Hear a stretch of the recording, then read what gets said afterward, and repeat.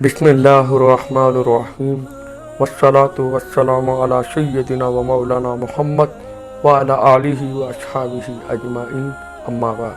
मेरे मोहतरम भाइयों और बहनों, आप सबको मेरी तरफ से अस्सलामु अलैकुम व रहमतुल्लाहि व बरकातुहू। मेरे भाइयों, दोस्तों, बुजुर्गों, जैसे कि जिलहज का महीना शुरू हो गया है और कुर्बानी की आमद है, और मैंने कहा आप सब साथियों के साथ, भाइयों के साथ कुर्बानी के हवाले से बात की जाए।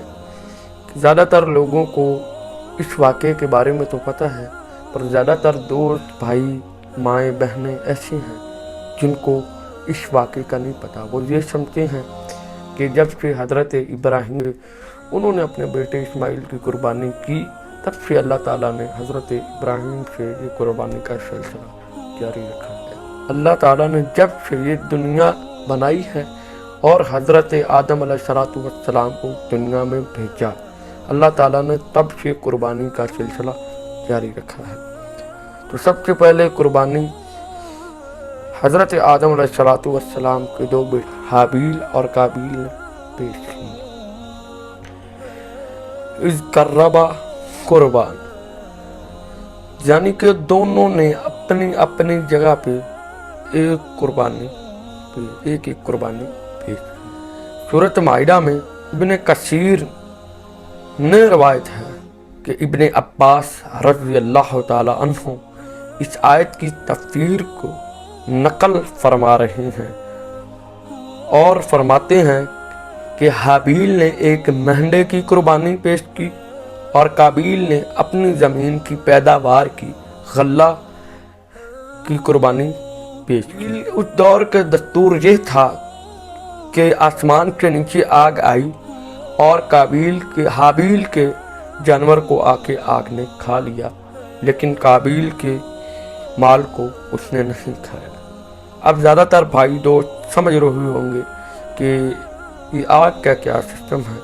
मेरे भाइयों, दोस्तों, बुजुर्गों, उस दौर में, उस ज़माने का, उस दौर का दस्तूर ये था, जो पहले अंबिया कराम आए उनके ज़माने में कुर्बानी कबूल होने या ना होने का दस्तूर ये था कि आसमान से नीचे आग आती और उस जानवर को आकर खा लेती और वो जानवर अल्लाह की बारगाह में, वो कुर्बानी अल्लाह की बारगाह में कबूल हो जाती।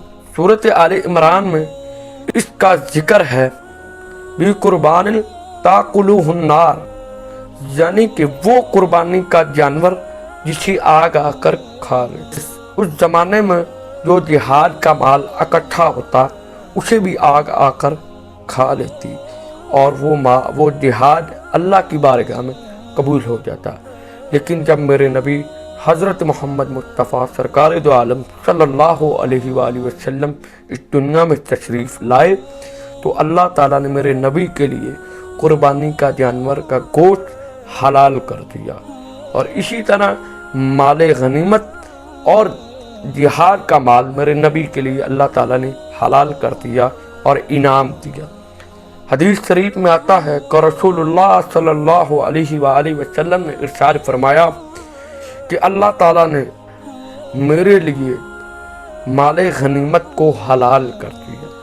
यही वजह थी कि रसूलुल्लाह सल्लल्लाहु अलैहि वसल्लम के दौर में कुछ कुफ्फार ऐसे थे जो रसूलुल्लाह सल्लल्लाहु अलैहि वसल्लम पर ईमान नहीं लेकर आए और उनको कहने लगे कि हम आप पर इसलिए ईमान नहीं लेके आते क्योंकि जो पहले अंबिया कराम आए उनका कुर्बानी ऐसे कबूल होती थी कि आसमान से आग आती और उनके जानवर को खा लेती और उनकी कुर्बानी कबूल हो जाती।